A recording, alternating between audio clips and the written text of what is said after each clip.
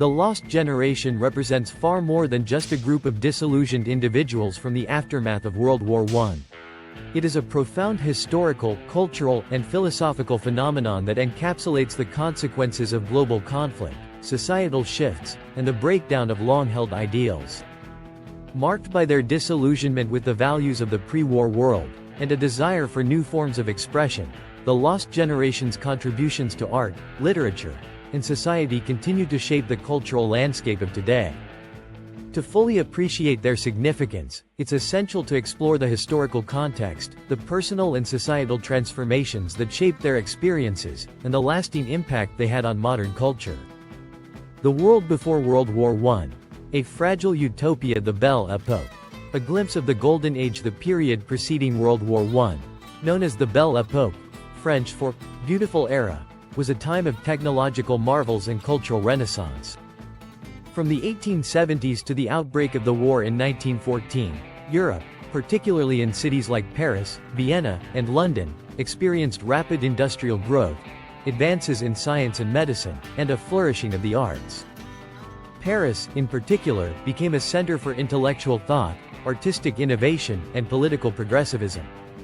The likes of Henri Matisse, Claude Monet, and Marcel Proust contributed to the cultural richness of the period. At the same time, technological developments like the telephone, the automobile, and the airplane signified humanity's leap toward the modern age. For many, the Belle Époque was a time of optimism, where social and economic conditions appeared to improve, and the promise of progress seemed limitless. The Paris Exposition Universelle of 1889 showcased the world's technological advancements, most notably the Eiffel Tower, which symbolized modernity's triumph. But beneath the surface, there were tensions brewing, both within Europe and globally. Rising nationalism, militarism, and imperial competition formed the fragile backbone of this prosperity, as European nations jostled for dominance, especially in Africa and Asia. These tensions would soon explode into a global conflict. The intellectual landscape of pre-war Europe. Intellectually, Europe at the turn of the century was witnessing an upheaval in philosophy, psychology, and the natural sciences. Thinkers like Sigmund Freud were revolutionizing the understanding of the human mind, proposing ideas about unconscious desire and repressed memories that shook conventional thinking. In philosophy, Friedrich Nietzsche challenged the foundations of morality and religion, introducing his concept of the Übermensch, Superman, and the death of God, which would resonate deeply with writers of the lost generation. Social theorists like Karl Marx and Max Weber explored the impact of capitalism and bureaucracy, setting the stage for radical political movements in the 20th century.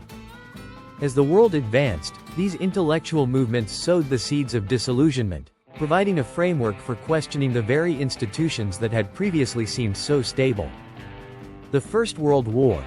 A cataclysmic turning point. The war that changed the world. World War I, 1914–1918, was the first truly global war. Unlike earlier European conflicts, World War I saw the involvement of countries across the globe, including colonial troops from Africa, India, and the Pacific. The sheer scale of destruction and the use of new, devastating technologies altered the course of history. Chemical warfare and machine guns turned battlefields into killing fields, and the development of tanks and airplanes introduced new forms of combat. Trench warfare, with its endless cycles of death and injury, became a defining image of the war.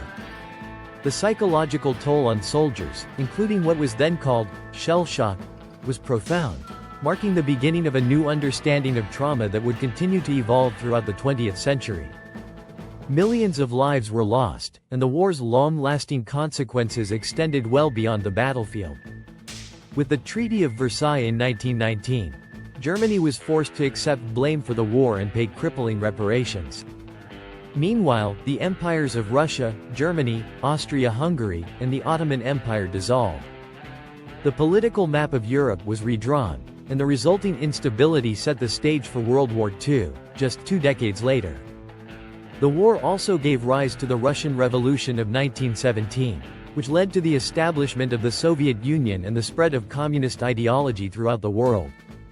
The loss of faith in traditional ideals before the war, the prevailing ideologies were those of progress, reason, and humanism, the belief that through science, technology, and democracy, humanity would continue to evolve towards a brighter, more harmonious future. But the horrors of World War I shattered that optimism. The war was perceived by many as an absurd and senseless waste of life, and the brutal realities of combat left many wondering if there was any truth to the ideals they had once cherished. The term, lost generation, popularized by the American writer Gertrude Stein, described those who had come of age during this time and had lost their sense of purpose, identity, and belief in progress. Stein's famous phrase, "You are all a lost generation," encapsulated the widespread sense of disillusionment, as many felt that their world had been irreparably damaged. The post-war era, the Roaring Twenties and the search for meaning, the rise of consumer culture and materialism, the 1920s, or the Roaring Twenties, were a time of rapid social change, particularly in the United States. Following the devastation of the war, society turned towards excess, materialism, and self-indulgence. The era was marked by an explosion of consumerism. Automobiles, radios, and household appliances became symbols of modernity and success. In major cities, the jazz clubs of Harlem, speakeasies, and lavish parties symbolized a culture of hedonism and rebellion against old social norms. The image of the flapper, an emancipated woman who embraced the freedoms of modern life, came to embody the changing gender roles. At the same time, however, the excesses of the era masked a deeper sense of emptiness. Despite the apparent joy, many found themselves in a spiritual vacuum, searching for meaning in an increasingly materialistic society. The Lost Generation's writers captured this contradiction in their works, critiquing the superficiality of the time. They often depicted characters searching for something deeper, love, purpose, or identity, but finding only disillusionment. The Harlem Renaissance, a cultural awakening simultaneously. In the United States, the Harlem Renaissance marked a cultural awakening among African Americans. Intellectuals, artists, and musicians in Harlem, New York, used their work to explore Black identity and challenge the racial segregation and discrimination that permeated American society. Writers such as Langston Hughes, Zora Neale Hurston, and Claude McKay explored themes of racial pride, the complexities of the African American experience, and the quest for equality. The music of Duke Ellington and Louis Armstrong revolutionized jazz, which soon spread across the world. Though the Harlem Renaissance wasn't entirely connected to the Lost Generation in a geographic sense, its focus on the search for identity, meaning, and artistic freedom paralleled the struggles of the expatriates in Paris and other parts of the world. The cultural and artistic legacy of the Lost Generation literature. A voice of disillusionment, the Lost Generation is perhaps most famously known for its literary output, which became a vehicle for the frustrations, confusions, and revelations of its authors. Leading figures like Ernest Hemingway, F. Scott Fitzgerald, John Dos Passos, and Gertrude Stein provided some of the most vivid accounts of post-war life. Ernest Hemingway. His writing style, characterized by conciseness and understatement, was emblematic of the Lost Generation's struggle to make sense of a world where meaning seemed elusive. In works like The Sun Also Rises, 1926, Hemingway's portrayal of a disillusioned group of expatriates searching for purpose in post-war Europe became a defining narrative of the era. His A Farewell to Arms, 1929, based on his own experiences as an ambulance driver in Italy, explored the futility of war and the human cost of violence. F. Scott Fitzgerald. Fitzgerald's most famous novel, The Great Gatsby, 1925, served as a critique of the American dream. Set against the backdrop of the materialistic, hedonistic culture of the 1920s, the novel explores themes of love, ambition, and the hollowness beneath the surface of wealth and success. Gatsby, the tragic protagonist, embodies the pursuit of an idealized dream that ultimately proves unattainable. Gertrude Stein.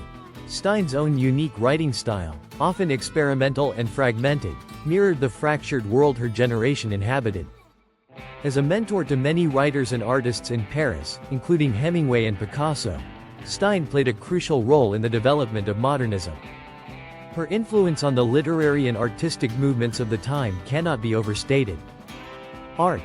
Challenging conventional boundaries, the Lost Generation's artistic contributions were equally significant.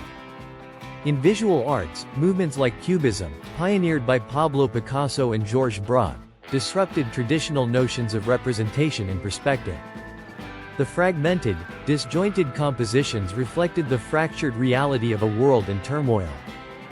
At the same time, artists like Marcel Duchamp, with his ready-mades, challenged the very definition of art, asking questions about the role of the artist, the viewer, and the object itself.